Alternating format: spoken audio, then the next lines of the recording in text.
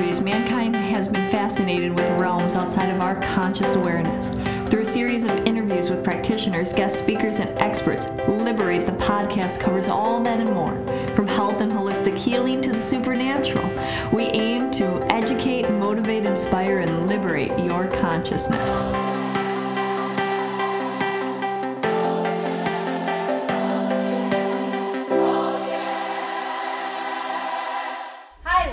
Another episode of Liberate the Podcast.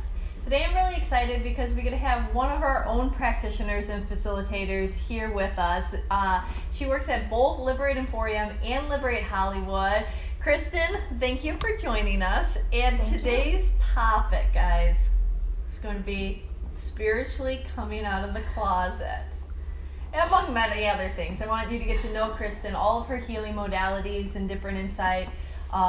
She's definitely one of our amazing practitioners and facilitators, one of our best. She does tarot, she does runes, she does Reiki and other energy healing. She sees things clairvoyantly, gives messages clairaudiently. Really when you're looking for guidance and insight or tapping into that metaphysical realm and utilizing one of your sixth senses, she's the person to go to. I can't say just her because, there's other people who are going to watch this. Plenty others too. There's all of our practitioners and facilitators are really great, but Kristin today is going to be sharing about, because she hasn't really spoken publicly about all of these gifts that she has. It's like many people, you have that aspect of your life that you hide from maybe your friends or your family, or it's just something that maybe they won't accept about you, or so you just kind of keep it from them. Not that you're ashamed about it, but it just to make the peace and just be like, okay, there's this aspect about myself that I'm not going to share, but this is a pretty big aspect. So I want to thank you for being vulnerable and joining. So, Kristin, thank you for having me. Say hello and let them know a little bit about yourself. Sure. So my name is Kristin Mothersbaugh. As she said, I work at both of her locations, and I love doing this work.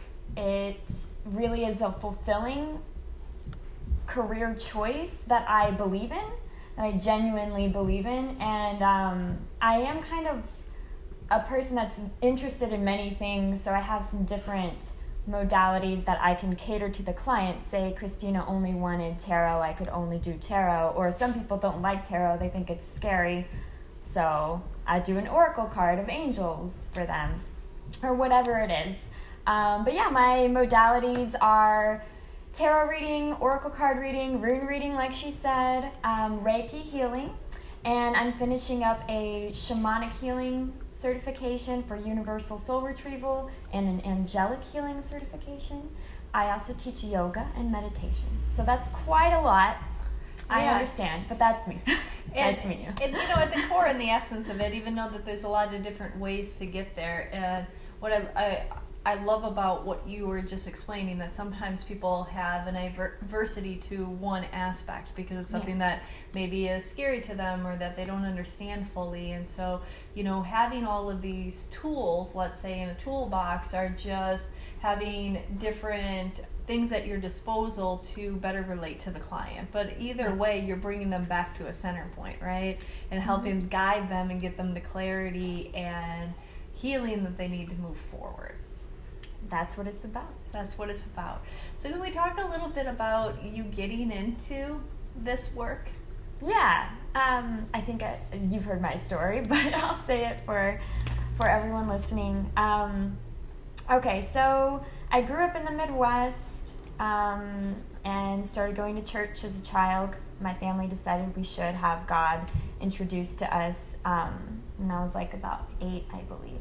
So anyway, I did get really into it, and it was a Methodist church, and I loved it. I got confirmed there, and later on we stopped going.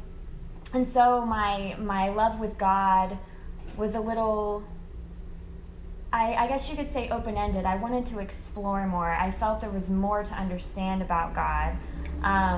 And coming from the Bible Belt and moving to Los Angeles is pretty crazy. Before I moved, though, I went through a lot of spiritual experiences already. I grew up with my dad being sick from cancer for 15 years, and he passed away when I was 19. But here's the cool part of the story. My first tarot reading I got at a Renaissance festival in Kansas City, the Kansas City one, from Lady Arachne, I believe her name was. And I got like a $10 3-card spread, because I was just curious. I was really curious. All my friends were like, what are you doing? And I was like, I think this sounds fun, because I was interested in that sort of stuff, but wasn't really allowed to explore it, right? Gotcha. And my reading was crazy. It was like death, the tower, the devil, and the Lady Arachne got psychic messages along with it. And she pretty much told me someone you're very close with, a family member, is very sick. And of course, that was my father. I knew that. And he's going to pass away next April, May, next spring. And you're so concerned about your acting career, and you're not spending enough time with him. So you're being guided to really cherish this time with him. And it shocked me, and I cried. And I was like, what the heck was that?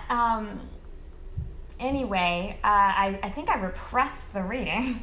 And the next year, he passed away, just as she said, which is very difficult because I was very close to my father and I loved him very much. And I stuffed my emotions down, and I did not spend the time with him before that I had wanted to, and I should have listened to her. And I realized that like a year later, after going through counseling over my father's death, the memories of that reading coming back up, I realized this is real.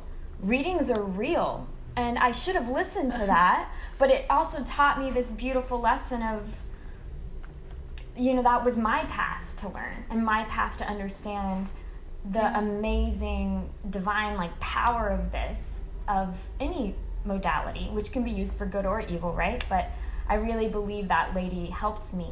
Anywho, so back to everything else. I've never heard that story. Oh, I thought I told you that. That was my first tarot reading. I was 19 years old, yeah. And then my father passed away. So after my father passed away,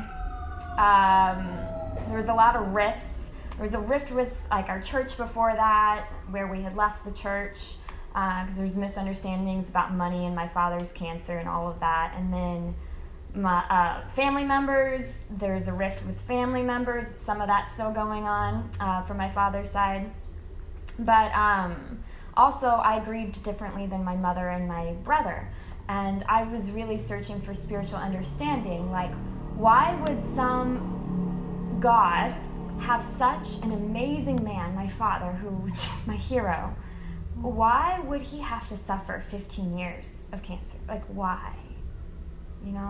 What's the purpose of that? And when I would look at the Bible, I wouldn't get a straight answer. I would get contradicting information. And I love Jesus, but I was just confused by most of that text, and I needed something more. Back to that, I started searching after my father's death. Ouija boarding, which had some crazy experiences with that. I got a little obsessed, and then I let that go.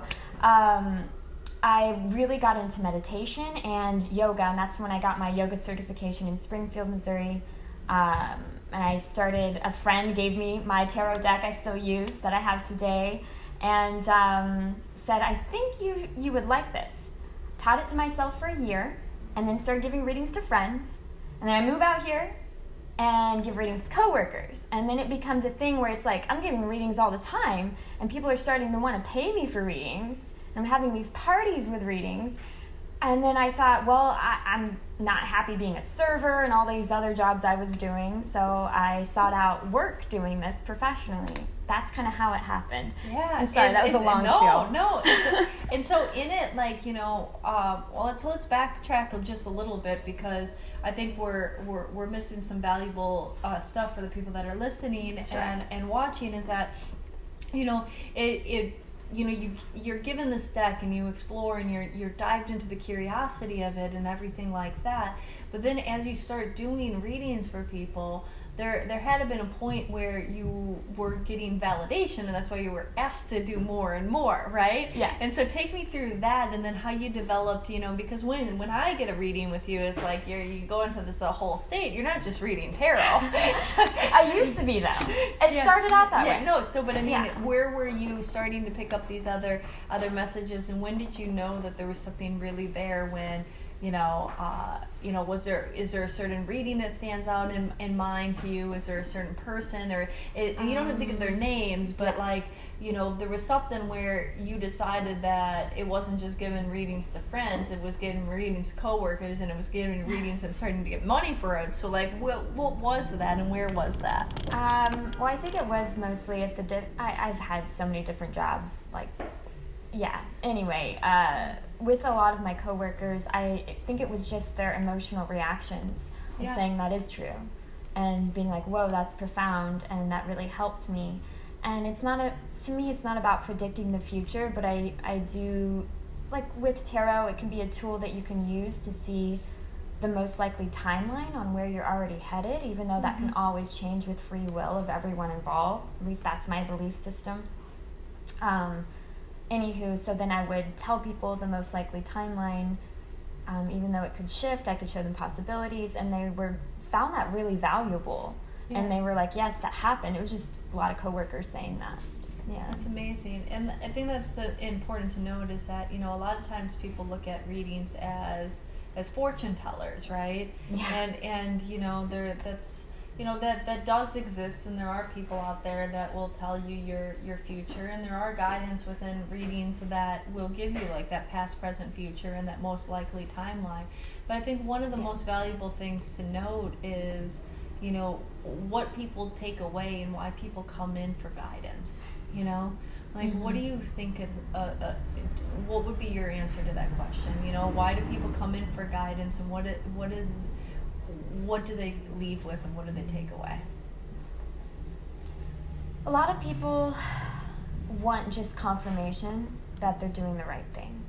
I think that is, sometimes I'd say close to 60% of my readings be that. Just confidence. Knowing that they're going the right way, they're doing the right thing, And I want them to feel empowered, not dependent. There are readers and psychics out there that will say, oh, you have some evil energy here, buy this $3,000 candle, it's going to cure you, right? I used to go to those here when I moved here, and I was like, what?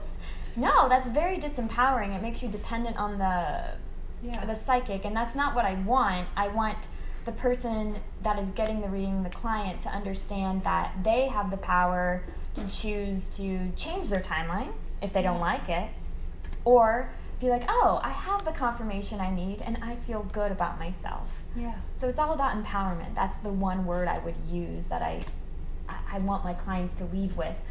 The other reasons, though, clients come in would be they really just don't understand why something in the past happened and how it's still affecting them and how it's going to affect them in the future. Maybe they don't even consciously know that it's still affecting them, but it comes up in the reading to be healed. So it's a healing process sometimes as well. Yeah. The clarity, understanding why, and also gaining that sense of everything's going to be okay. Yeah. Reinforcement. Definitely. And share a little bit about the healing aspect of it. Of a reading? Okay. And how that it's not limited to just that. And then sometimes you do combos where you do actual energy work on people with it, but even how just a reading can transform and heal too. It can heal through the clarity and the understanding that the person doesn't have to blame themselves. I think that's one of the main themes, is a lot of us are carrying a lot more guilt than we realize, and the reading can call out why you're carrying the guilt, what you're doing to exacerbate it, and how to heal that. So in that way, it's a release. The person realizes, I don't have to carry this, and they can release it in the reading. And it's a therapy session too, and that's also how it can be healing, is sometimes people just need to be heard. They want someone to talk to, someone to listen, and then they want to know that they're okay and they're on the right track, and that's healing in itself. Yeah. So a lot of people don't share their vulnerabilities of what's really going on in their life, you know. With, I mean, there are the people that, you know, you have a good group of friends and core group or whatnot, but sometimes do people feel comfortable sharing, you know, their problems and their traumas, be it for fear of bringing down the group, or maybe they share a certain aspect of it, but they're insecure, they're ashamed of a certain aspect. And I think that, you know, talking to a virtual stranger is, you know, it's interesting, because there's the stranger there's a perception that you won't be as comfortable with, but there's some kind of weird bonding comfort that happens when a person starts to tell you things about yourself that you don't even admit to yourself, you know? And that suddenly, I think that the veil gets lifted and people are like, well, I can't hide anything from this person, so I might as well just be open and honest. Some people do that. They do hold up a front. But then it's fine. No, but I mean, and then there's, you know, but I'm saying the rapid amount of comfort that somebody has with a reader, or with you probably right off the bat, is that you're sharing about their life, and then suddenly, you know, it doesn't matter if you only met them just 5 minutes ago, they can be vulnerable and open and share with you what's really going on, and they might not even be comfortable sharing with their best friend that. Exactly, That's what I hope. I hope people feel comfortable in my readings enough to do that. They do, you know they do. So share with us a little bit about, you know, I started out saying that the topic today was about coming out of the spiritual closet, okay? It is also about getting to know you and, of course, what you do, but I want you to share a little bit about what do you think when I say that? What does that mean to you, coming out of the spiritual closet? So I've been interviewed a couple times before, the few years I've done this work professionally, and it's been about more of like my history, my father's death bringing me to this work, and the work that I do, the modalities. But spiritually coming out of the closet is about releasing any inhibitions about people judging me and just saying what I actually believe to be true. And that's a little scary. That's why it's coming out of the closet. It's a little scary. Is there I would love to dive into that a little bit, you know, not just, you know, about you, but also like when we look at people in society, you know, like there's so much, like I started out saying in the intro, is, you know, there's these aspects of ourselves that people don't allow to be fully seen by others, and for fear, for shame, or for guilt, or for whatever that emotion is, and it really creates a disconnect from fully acceptance, right? And, you know, if we look at, you know, and I know that you've been more open to family and people and in your life about what you do, but being vulnerable and sharing now on this forever living in the media of the internet,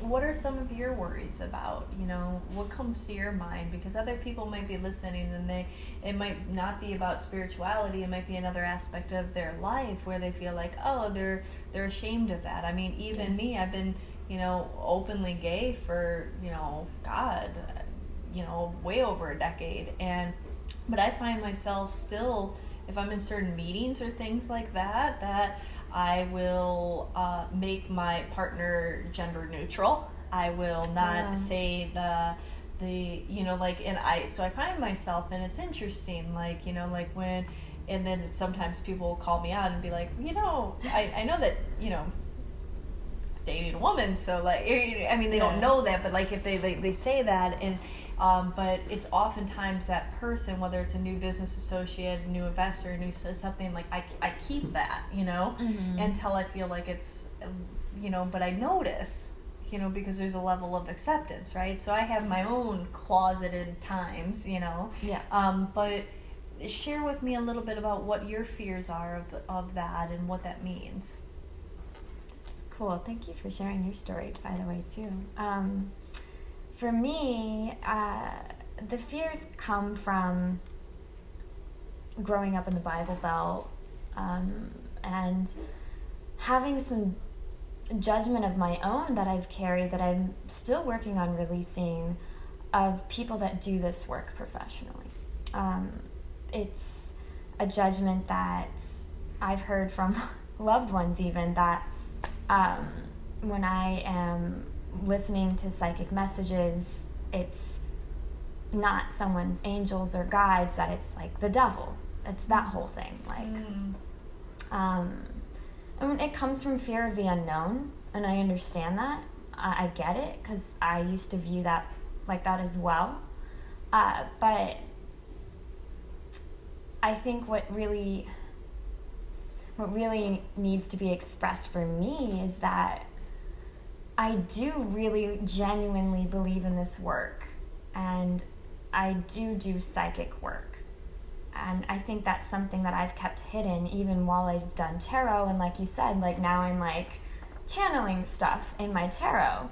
I usually, like you did with your partner, I kind of steer clear of the psychic stuff, and I say, you know, I'll read cards, right? And and so I don't include a lot of the beauty of the work, which really started when I got Reiki Certified in 2016. That's when all the psychic stuff really opened up for me.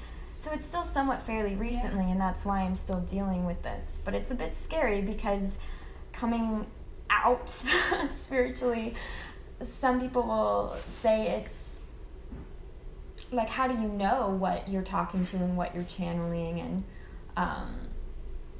is it evil, and all of these questions, and I have to be prepared to deal with that. Yeah. Yeah. And it's that inner knowing when there's not an exterior, like an outer knowing, right? You know? Yeah. And it's having that. Actually, this is a good thing, you know, like this is a level of 100% acceptance and trust within thyself, right? Mm-hmm. And authenticity. Yeah, authenticity, Yeah. but knowing that you're okay and what you do is okay, right?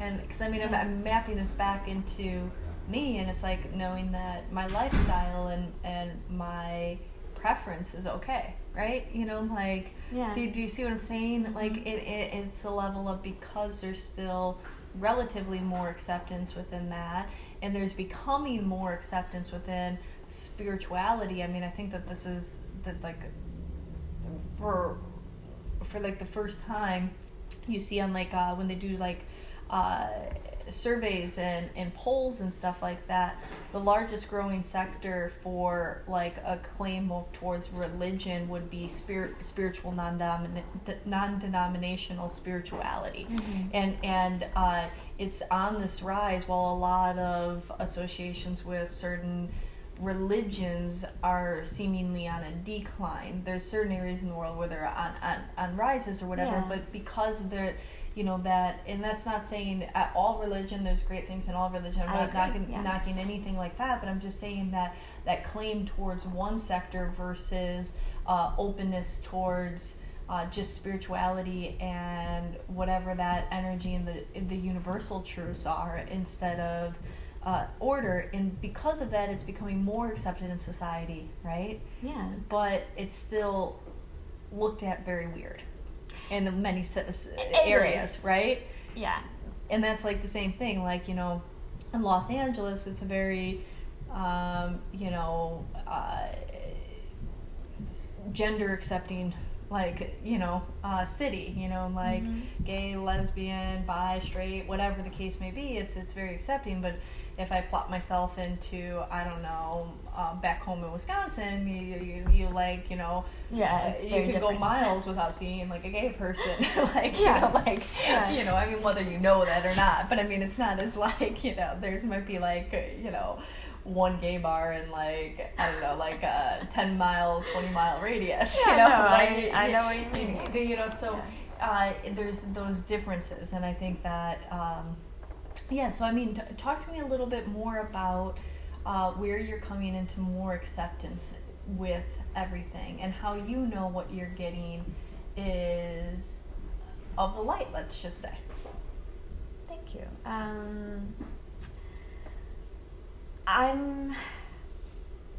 I'm becoming more vocal about what I believe, and that I think there is beauty in all religions, just like you do.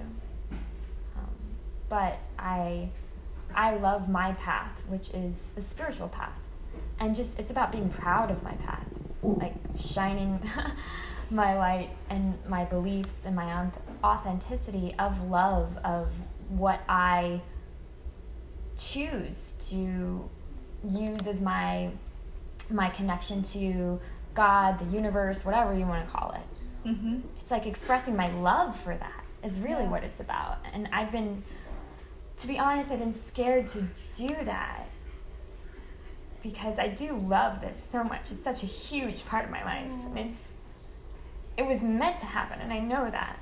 But I think it's just like a fear of losing my loved ones, of them renouncing me, that I have to come over and I have to get over that and be myself. And that's very difficult. And just show that I love this, and this is what I do, and I believe in it. And how I know it's of the light, it's literally like being able to feel and sense energies. That's a big part of it. Feeling when something is not of the light is very obvious compared to of the light once you really hone these senses and abilities, which I believe everybody has and everyone can do. I was learned. I've always been empathic, but I learned this. Yeah. Well, and you have some attunements that opened you up to receive. Well, yeah, Reiki, too. Yeah. But it lies within everyone, I believe, if we choose to go down this path, which no one has to. Also, it's like I always do protection around myself. I cleanse myself. I pray, and I ask that it is of God, of the universe, of love, of light only. Yeah. And I pretty much place like a shield around the space. And so, I mean, someone could say, well, that's not real, but it's real to me and my connection to God. Yeah, so it is real because I feel it. And I tend to get issues with people say real, not real. I mean, you know, I'm sure people have heard me say this in other podcasts, but I mean, like, all of the matter of humanity, like all of it, 7.2 billion people, fit in the density of a sugar cube. Like, that's all we are physically. Like, that's the physical mass of humanity fits into a tiny sugar cube. You know, we're floating around on this globe. I mean, we just sent the that little probe thing to Mars. It landed on Mars like 2 days ago or whatever. By the time you watch this, weeks ago. But you know, so I mean, there's all of this expansive universe outside of us. There's all of these things that we really don't understand. Right. And yet, you know, like, why not be open? I mean, the fact that, like, I have no idea how my cells know to be skin cells, or my heart knows how to be a heart, or why the hell my food digests in my stomach and then, like, it carries through. Like, I mean, the whole, like, our existence, if you really think about it, we don't really understand even ourselves. You know, and so there's so many other things, and why can't it be real? You know, like, and the more that we tap into these knowns, the reality of which we live, and what we think is real might not even be real, right? And so just opening consciousness and awareness and saying, well, there's so many things that we don't understand. But another thing to touch on is, like, so you do these protective shields. You know, you've got into discernment of energy and understanding, like, this feels good, this feels light and positive and expansive, and this feels dark, and whatever those feelings and testers are. But the other thing is, even beyond all of that, whether the shield or whether the invocations, whether the, sensing of that, you can also know about your clients and the results that they're getting in their life. Are their lives falling apart, or are they getting better? Yeah. Right?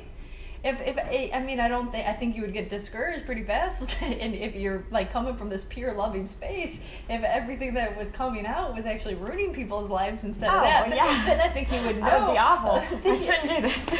Then you would know, okay, there are people that are like that, but they don't have a problem ruining people's lives, okay? But when you're coming from that heart-centered space and your intention is to do good, for greater good, then it's like, that expansion energy, you're gonna notice, right?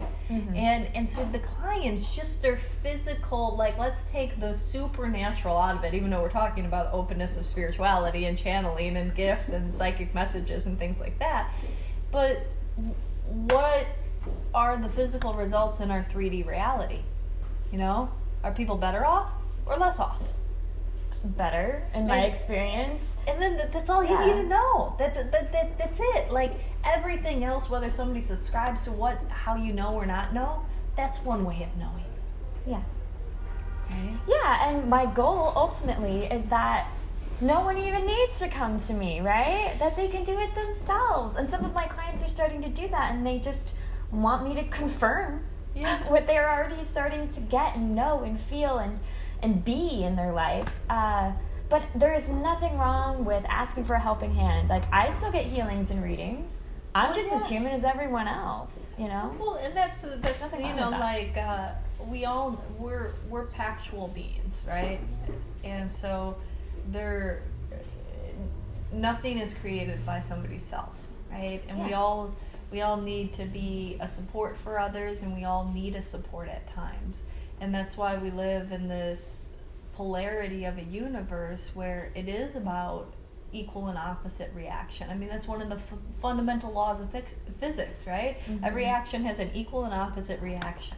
Okay? So if you give out, you'll need to receive. And if sometimes you need somebody to be there for you, guess what? You're probably going to need to be there for somebody else too.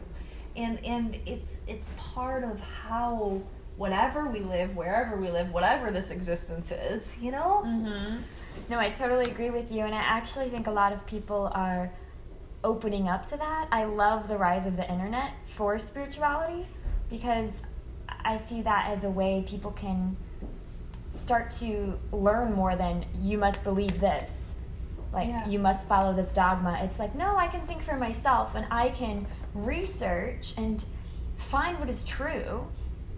And true for you. And true for you. And true for you right now, too. Because that can always change, too. I think people get caught up with what is the ultimate truth or not truth. I mean, again, just because we're talking about, I mentioned science and stuff like that, how many times have scientific theories of what we thought was reality years later, decades later, centuries later is completely, at one point we thought that we were the center and the sun circled around us. Another point, we thought that the world was flat. Another thing, we're even,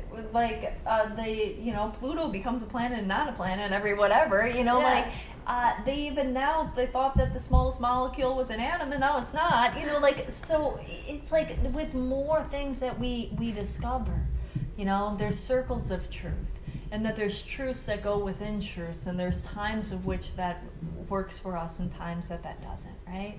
Exactly, yeah, because this is how I look at it. This is our 3D reality, this matrix we live in.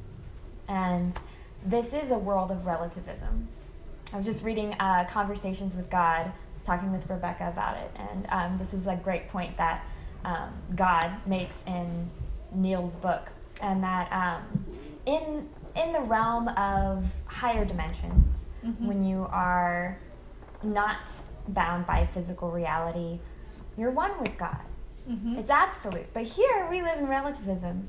So things aren't always that polarity of black and white. There's so many shades of gray, and there's so many beautiful ways to learn the lessons that we want to learn when we come here, and to connect with others, and to play. Yeah. That this could be a playground, and that's mind-blowing, because most people don't think of life like that. No, because I think people get so caught up in restrictions and limitations and judgments. Yeah. Mm-hmm. We're here having a liberation within your own judgment and my own judgment to hopefully inspire other people to step aside of their own judgments, right? That's what I'm hoping. Yeah. Because like thinking about that and going back to the worry, and I know that you got teared up a little bit about family acceptance or different, Mm-hmm.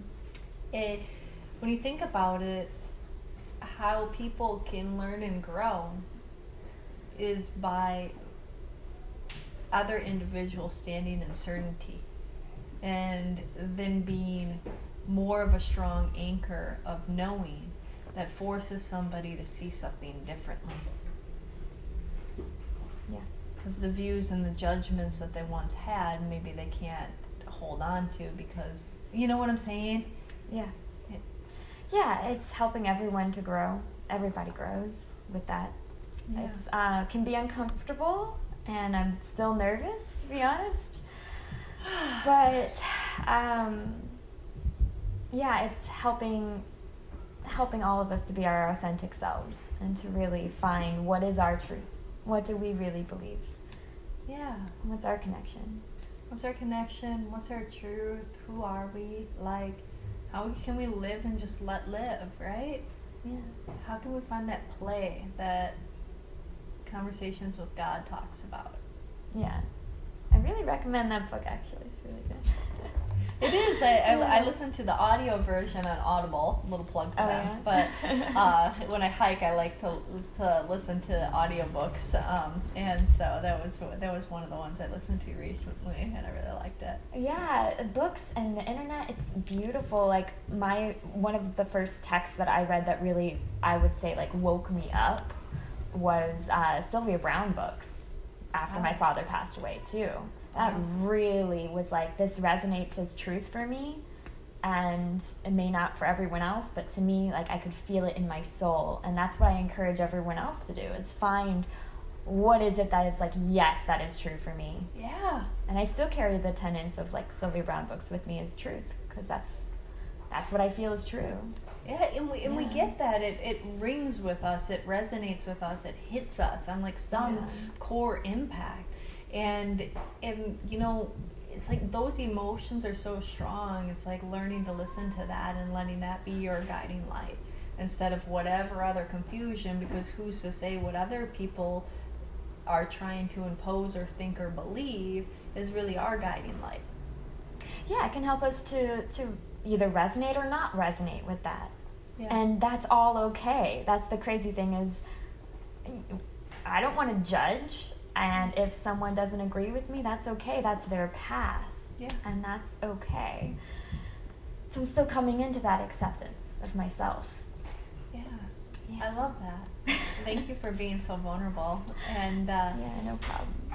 And back to a little bit more on sessions, just so that people, so you also do energy work too, and you're learning some new modalities. Yep. And so, one of the questions that I often get is, when is good for healing? Like, good question. Yeah, anytime. A lot of people come in for a reading, actually, but what I feel more guided to give them is a healing, because they think they need answers, but really there's some energy that needs to be released or shifted, I guess I should say. But they don't realize that because they're in their mind a lot of the time. So one of the biggest signs that when someone comes in, I feel like they need a healing is, they've just had a traumatic event happen. I mean, that may seem obvious, but some people want readings instead of healings.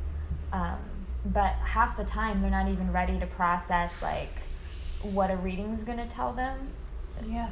And they just need some comfort, some love, some healing before they're ready for that guidance. So they're open and ready to receive it in a way where they can make sense of it and find clarity with it, Yeah. And what do you think a healing does for an individual? Like, what is it in your experience? Because, I mean, this is, if somebody had no basis of what are we even talking about when we say energy healing? Well, it's it's a channeling of divine energy. Reiki is universal life force. It's, you can call it chi, ki, love and light. It's all like a channeling of love, is what I want to call it. And in a healing, depending on the modality, it's going to release and detox all of your energy levels, including your physical body, from anything keeping it from its highest vibrating timeline and happiest sense of alignment. Mm-hmm. And if you feel out of balance, out of whack, maybe you didn't have a traumatic event happen, but something feels off in your life. It could just be a little bit of an imbalance of your energies, focused more in one area than another, or there could be some trapped energy somewhere. And so it's just rebalancing, realigning, detoxing, and then flooding with new bright energy to re-energize and rejuvenate you. Okay. Is that too long of an explanation? No. and Cool. We need that, because just like we need physical showers, we need energetic, we need realignment. We're these energy centers. Yeah. I mean, we're these little energy beings. That's why we're hot, right? We're a little conduit of energy, so sometimes we need that.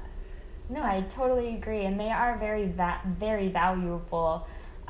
Most people think they don't need them, but I would recommend just trying it out and seeing how you feel after one. Yeah. If you haven't, and I think people should get it regularly, like, at least a couple times a month if they can afford it, because it recenters somebody. If people go to therapy regularly, sometimes once a week, sometimes once every couple weeks, and it's a recheck to let them vent and dump, and I think that's for their mind, and I think that energy work is for their body, their mind, and their soul, Yeah, I agree. I had a point to make with that too. When people need healings.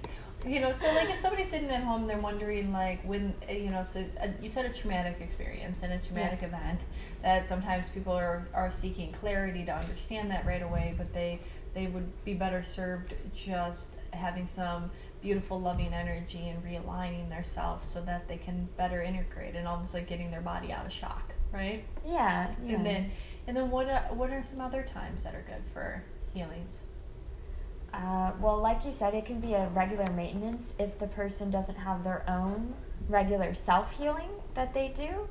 Then I would recommend it if there's any stress. If there's any stress in anywhere in your life, whether it's your finances, your relationship, work, home, whatever. If there's some stress, there's something there. Yeah.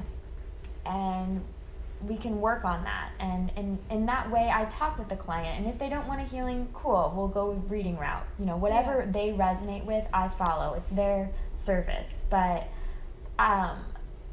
talking with the client is really helpful for me, because they may think nothing's wrong with them, but when I really start asking them questions, I will hear there is stress in some area of their life that we can either cleanse and rejuvenate, or talk about just realigning and balancing. I love that. I think the stress aspect, the energy, like when they need energy. So when we go back to stress, on that, I was grabbing my train of thought because I was like, you had something, and then I forgot it for a second. Cool.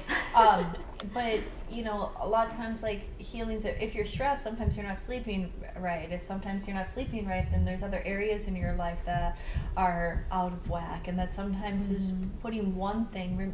We are this microcosm, macrocosm, right? How you do one thing is how you do everything, but also if one little wheel is out of whack, oftentimes everything is out of whack. And so, if we can kind of put things back into balance, there's a ripple effect that occurs. Yeah.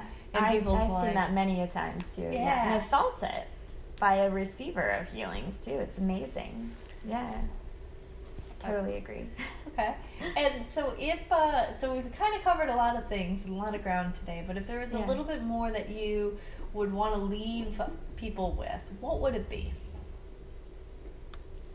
Follow your own truth and do whatever you need to do to feel free, to be yourself and empowered. That's about coming out of the closet. There's so many ways you could do that. Yes, being true to you. And where can people find you, Kristin? Oh, you can find me here with the Liberate Hollywood in Hollywood and Liberate Emporium in Los Feliz. And I'm working on getting an online stuff ready to go. Okay. But we'll update that later on in the future. Yeah, but you can always find me here. I work every week, multiple days, so I'm here. Yeah. All right. Well, thank you, and I hope that this inspires people to realign and come in truth with their self, but also having a lot more understanding and awareness of what readings are and healings, and an understanding of who this beautiful soul is. So you can trust yourself. You can trust your life and your problems or circumstances with her. Thank you. Thanks, Christina. Thank you, everyone. Thank you. Join us next time. If you like this podcast, please like it. It helps other people find it. If you would be so kind to leave a little bit of a comment, even if it's a few words, helps our rating go a little bit higher. Thank you, and we'll see you soon.